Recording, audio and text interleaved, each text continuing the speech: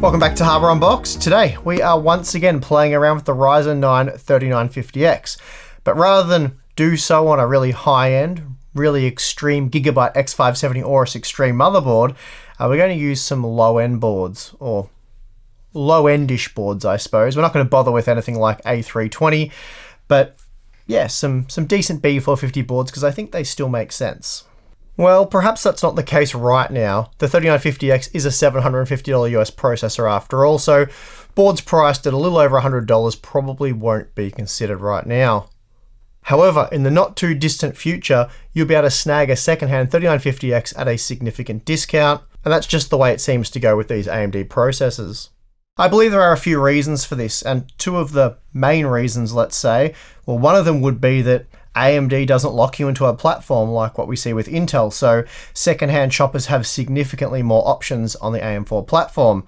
And then the other reason being that AMD themselves seem to have a habit of reducing prices of their processors over time, and this obviously creates a knock-on effect for secondhand sales. As an example of this, the 3-year-old Intel Core i7 7700K, which was released at $340 US, that still costs over $200 US to this day on the secondhand market.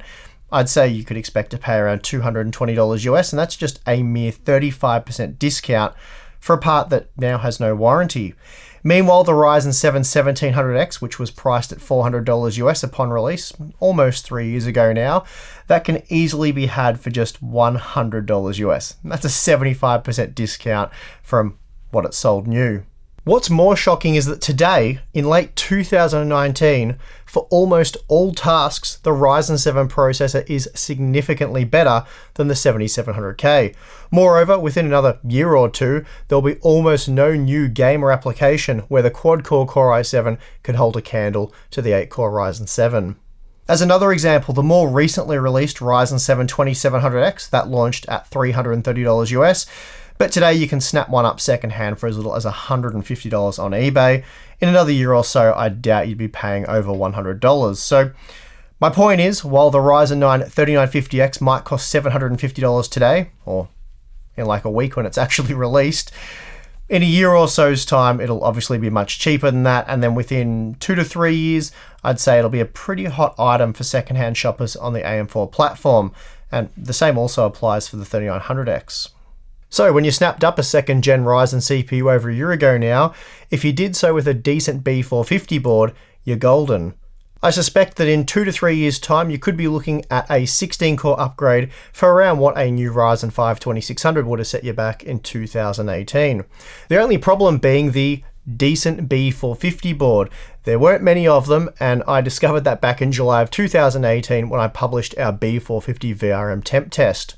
ASUS and Gigabyte produced some of the worst budget boards we'd seen in some time, while MSI actually surprised us with high quality options in the B450 Tomahawk and B450 Pro Carbon. A quick recap for those of you who missed that content: the ASRock B450 Gaming K4 peaked at 86 degrees and the MSI B450 Tomahawk at 88 degrees, using a stock Ryzen 7 2700X in a 21 degree room with no direct airflow. Meanwhile, the ASUS ROG Strix B450F Gaming reached 109 degrees, while the Gigabyte B450 Aorus Pro Wi-Fi an incredible 121 degrees. The testing also included a high airflow ATX case configuration, and here the ASUS and Gigabyte boards ran much cooler at between 64 and 67 degrees. But for me, it was the no direct airflow testing that was the most telling, and that was despite quite a few viewers complaining that it was an unrealistic and unfair test condition. At the time, we knew the AM4 platform was going to be around for a few more years yet, and we knew more extreme processors just like the 3900X and 3950X would be released. So given what we already know about these B450 boards from the testing conducted with the Ryzen 7 2700X, I don't expect this updated Ryzen 9 3950X testing to deliver too many more surprises. That said, this time I won't be testing without direct airflow. I think that would be asking a bit too much of these sub $150 boards, but since we are testing with an optimal ambient air temperature of 21 degrees, I will include a low airflow configuration along with a high airflow configuration, and all testing takes place inside the Corsair Crystal 570X. The low airflow configuration sees a pair of intake fans mounted in the front of the case on a 240mm AIO, and then we have a single 120mm exhaust fan in the rear of the case, so that's a pretty standard configuration, I'd say. The high airflow configuration adds a pair of intake fans in the top of the case. Normally you'd probably configure these as exhaust fans, blowing air out of the case, but for the purpose of this test, I wanted to blow cool air over the motherboard's VRM heatsinks for maximum cooling performance, so I very much consider this a best case scenario. All boards have been tested using the latest BIOS revisions, and all boards are running a GSA version 1.0.0.4. The Ryzen 9 3950X has been left stock, so it should be slightly less demanding than the Ryzen 9 3900X, so these results will be representative of either CPU. Okay, let's get into the results. First up, let's run a few benchmarks to see how each board performs with the Ryzen 9 3950X using the low airflow configuration. Please note the Asus ROG Strix B450F Gaming overvolted the 3950X, resulting in slightly higher performance, but of course this also increased the VRM temperatures. So I set a negative 0.150 volt offset, which put the Asus board more in line with the voltages seen from Gigabyte and MSI. Unfortunately though, this did reduce performance, and here we see the Cinebench R20 multi-core score drop by 6% when compared to the Tomahawk and Aorus Pro. The MSI and Gigabyte boards did manage to match the performance seen from the Aorus Extreme, so that was rather nice. And we do see pretty similar performance trends when looking at the single core performance. Although we're only utilizing a single core here, the undervolt still reduced performance with the B450F Gaming. Contrary to what we just saw with Cinebench, the Asus board actually performs slightly better with the undervolt in this long-run blender test, and the reason for this is the lower VRM temps. Basically, the lower voltage helped reduce CPU throttling, and we'll look more at that in a moment. Performance-wise, we do see that the Tomahawk and Aorus Pro were able to match the Aorus Extreme, so that's another good sign for these budget boards. Here you can see just how poorly the Asus Strix B450 Gaming is configured using the latest BIOS. The board pushed total system consumption with the 3950X to 266 watts.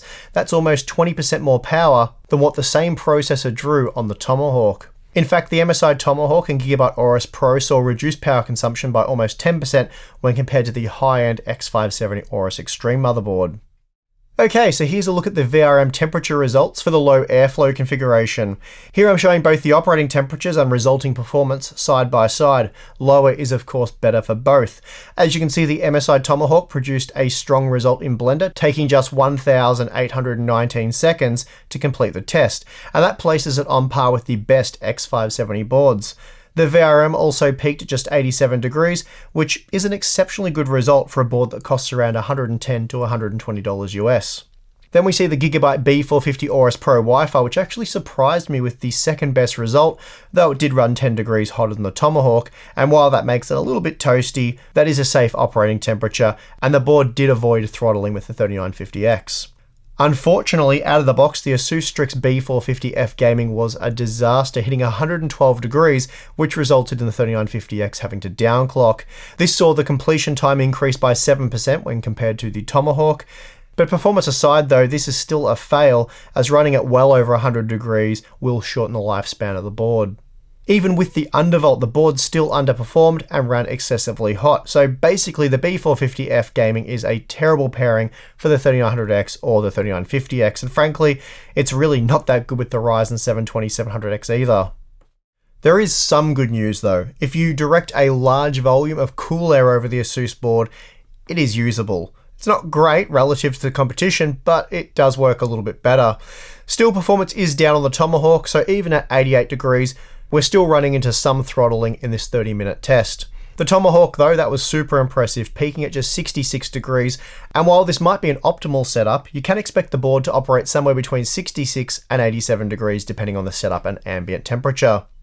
The Gigabyte Aorus Pro ran 15 degrees hotter, which isn't great, but the board did avoid any throttling, and it did manage to get the most out of the 3950X, so that is a pass overall. MSI's B450 Tomahawk has once again proven why it is the best value, best all-round B450 motherboard. Although I did use the newer Max version for my testing, you can rest assured that performance is identical between that version and the original. You're just getting better BIOS support with the newer version, which sadly still doesn't appear to be on sale in the US. I'm not really sure what's going on there. I've tried to find out from MSI. But yeah, it's been available here locally in Australia for a few months now, so a very strange situation. For those of you looking at buying a B450 motherboard today for use with something like the Ryzen 5 1600 or perhaps the Ryzen 7 3700X, then I strongly suggest purchasing either the MSI B450 Tomahawk or the slightly more expensive Pro Carbon. That's also a very good board. That said, the Pro Carbon is a little pricey. I think it's selling for around $140 US, so for that money, I'd probably suggest looking at X570 board, though I would strongly advise that you steer clear of the entry-level MSI X570 motherboards as they are quite horrible. They're probably in the same class as that Asus B450F Gaming. As trash as the Asus B450 boards are, I'd actually recommend their X570 range. The Tough Gaming X570 Plus, for example, is a cracking good board for just $165 US. And for more information, check out our detailed X570 board testing or our top 5 best X570 boards if you just want a quick summary. As for those of you who took our advice and picked the MSI B450 Tomahawk for your build, well, good news. You're pretty well set. Once those 3900X and 3950X CPUs start to tumble in price, you'll be primed and ready for a serious CPU upgrade without having to change your motherboard. And just lastly, I will say that the Gigabyte B450 Aorus Pro Wi-Fi surprised me a bit in this test, and that's because last time out with the initial F1 BIOS release and the Ryzen 7 2700X, it was a complete disaster. But Gigabyte seems to have done a good job of tuning up the board, and while it is still far from impressive, it is at least now usable, even with the 3950X, so that is good to see. And that is going to do it for this one. If you enjoyed the video, please hit the like button. You can subscribe for more content like this if you haven't already. And if you appreciate the work we do at Unboxed and you want to get more involved with the channel, chat with Tim and I on Discord, watch our monthly live streams and participate there, then yeah, jump over the Patreon page. It's just $1 or $2 a month for those certain tiers. You can also support us by buying some of our merch. We have a cool official Hardware Unboxed mug. Works very well, holds liquid. I drink coffee from it every morning. We also have a few different hoodies and things, t-shirts, so yeah, check those out if you're interested. But anyway, above all else, thank you very much for watching. I'm your host, Steve, and I'll see you again next time.